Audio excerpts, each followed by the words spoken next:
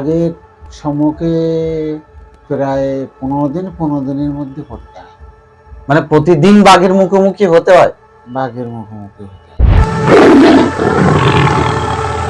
আমরা যখন ছাড়া করি, ছাড়ায় যদি বাঘ থাকে সে বাঘ সামনে হয় হাঁটতে হবে। নমস্কার বন্ধুরা, আমরা এই মুহূর্তে রয়েছি সুন্দরবন ছোট মোল্লাখালী কোস্টাল থানার জেমসপুর গ্রামে। এখান থেকে প্রচুর মানুষ সুন্দরবনের জঙ্গলে যান মাছ কাঁকড়া ধরতে।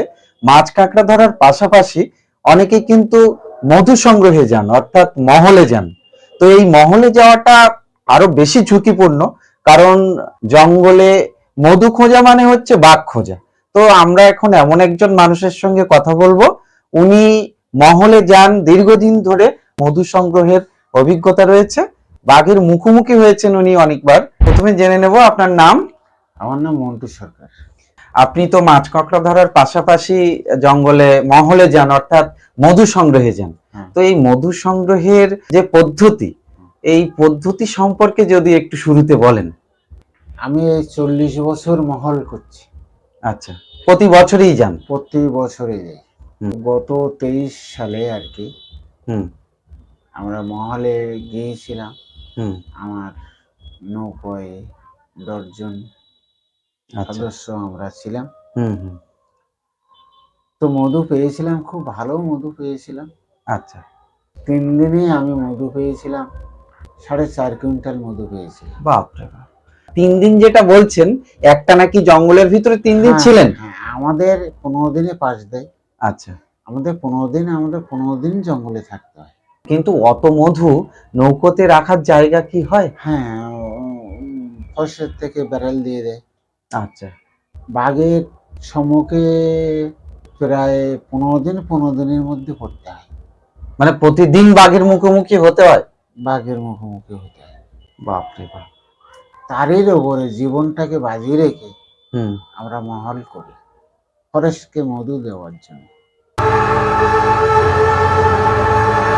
তারই মধ্যখানে 3 দিন পরে আমাদের 3.5 দিনে আমাকে ডাকাতে অ্যাটাক করলো, সেই মধু সমেত। রাত তখন 12:30 নাগাদ হবে। আমাকে ডাকাতে অ্যাটাক করলো, 2 সাইড দিয়ে 2খানা নৌকা আসলো। বাবা!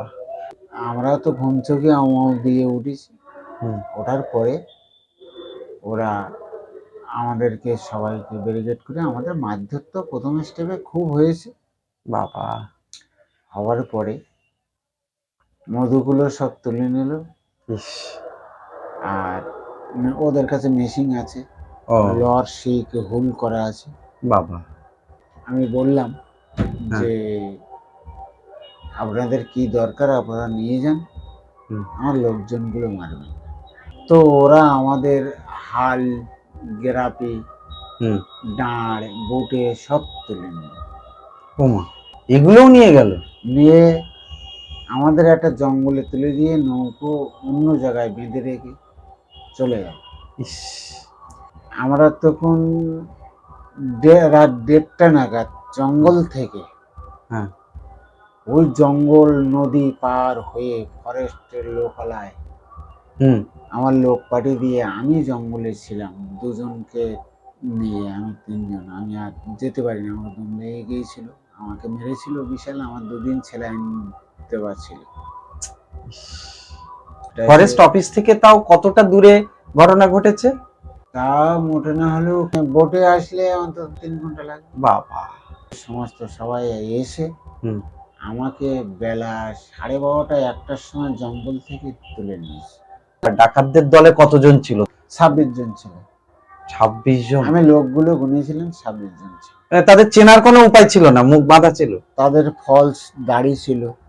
একটা বিষয় যেটা জানা যায় যে ওই ফরেস্ট অফিস থেকে নাকি একটা মাস্ক দেয়, সেটা মাথার পিছনে পড়তে হয়। ওটা কি কোনো কাজে আসে? বিশেষ কোনো মাস্কটা কিন্তু কোনো কাজে আসে না, কারণ যেখান থেকে একটা বাঘের মাথা গলে না সেইখান থেকে একটা মানুষ যেতে হয়। ও, তাহলে ওইটাকে তো পিছন দিকে থাকবে না, আমাদের গাছ চামড়াগুলো পর্যন্ত কেটে যায়, ফাল হয়ে যায়। আচ্ছা আচ্ছা। এতটা ঘন জঙ্গলের ভিতর দিয়ে যেতে এতটা হয়। ঘন জঙ্গলের ভিতর দিয়ে হাঁটতে হয়, হুম। ওটা কাজে আসে না। মধু সংগ্রহের সময় বাঘের দেখা তো হয়েছে আপনি বললেন, ও তো মানে প্রতিনিয়ত দেখা হবে, প্রত্যেক দিনই দেখা হবে। যখন জঙ্গলের ভিতর দিয়ে ওই মৌচাক খুঁজতে খুঁজতে যেতে হয়, তখন একজনের থেকে আরেকজনের কিরকম দূরত্ব থাকে? মোটামুটি হলে অন্তত 1-1.5 অন্তর অন্তরে হয়। বাপরে বাপ! আমি তো কারোর সঙ্গে থাকি না। আচ্ছা, একাই? ওই 1-1.5 বলতে আমি 1000, 1200, 1300, 1400, 1500 হাত আমি একাই আরো দূরে চলে যান? আমি চলে যাই, ওরা কই দেয় আমি চলে আসি। একটা সংকেত রয়েছে। হুম। কি সংকেত রয়েছে নিজেদের মধ্যে যখন? আমাদের সংকেতটা হচ্ছে ওই কু বলে একটা আওয়াজ করা হয়। আচ্ছা আচ্ছা সেই আওয়াজটাকে করলে সবাই উত্তর দেবে। আচ্ছা, আর মৌচাক যখন খুঁজে পান তখন কি রকম ভাবে সংকেত দেন? তখন ওই দক্ষিণার প্রতি হরি হরি বলো, এইটাই বলতে হয়। ও তখন সবাই বুঝে যাবে যে চাক পাওয়া গেছে। চাক পাওয়া যায়। দক্ষিণ রায়ের প্রতি হরি হরি বলো। আচ্ছা আচ্ছা। হয়তো দেখা যাচ্ছে যে 10 জন লোক আছে, হুম একজন নৌকোয় থাকে, হুম আর 9 জন ওপরে থাকে। হুম হুম। 4 জন চলে আসলো, চাকটা কেটে নিলাম, আচ্ছা। আর 5 জন আর এক সাইডে থাকে। ও, আর 5 জন অন্যদিকে খুঁজতে চলে গেল। হ্যাঁ, আচ্ছা, ওখান থেকে নৌকোতে যিনি বসে আছেন কতটা দূরত্বে? অনেক দূরত্ব, মোটে নাহলেও 2 থেকে 300 হাত, 400 হাত দূর। বাপরে বাপ!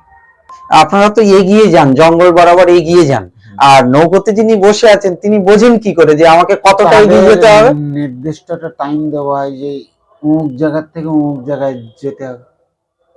আচ্ছা, উনি আন্দাজ মতো সেইভাবে ঠিক পৌঁছে যান। হ্যাঁ, মানে জঙ্গলের ভিতরে প্রত্যেকটা এক একটা চিহ্ন রয়েছে, এক একটা নাম রয়েছে, নাম আছে। সেইখানে তিনি ঠিক চলে যাবেন। হ্যাঁ, চলে যাবে। মধু সংগ্রহের সময় বাঘের মুখোমুখি বা বাঘের দেখা যখন পান, হ্যাঁ। মানে তখন কি বাঘটাকে তো তাড়াতে হয় না, ওই জঙ্গল ছেড়ে তাড়াতে আপনারা হবে। বেরিয়ে আসেন? না, আমরা জঙ্গল ছেড়ে কোনো মহিলারা আসে না। বাঘ দেখতে পেলেও ফিরে আসে না? হুম। তো বাঘ দেখতে পেলে সেখানে তো খুঁজতে, মধু খুঁজতে দেখুন, গেলে একটা কথা সেখানে বলি, তো বাঘের আক্রমণ তো হতেই পারে। হ্যাঁ, আপনার কথা অনুযায়ী বলছি, বাঘ আমরা যখন ছাড়া করি, হুম ছাড়ায় যদি বাঘ থাকে, হুম। সে বাঘ সামনে হয় হাঁটতে হবে। আচ্ছা। ওরা একটা মায়ের ঐশ্বরিক ক্ষমতা আছে।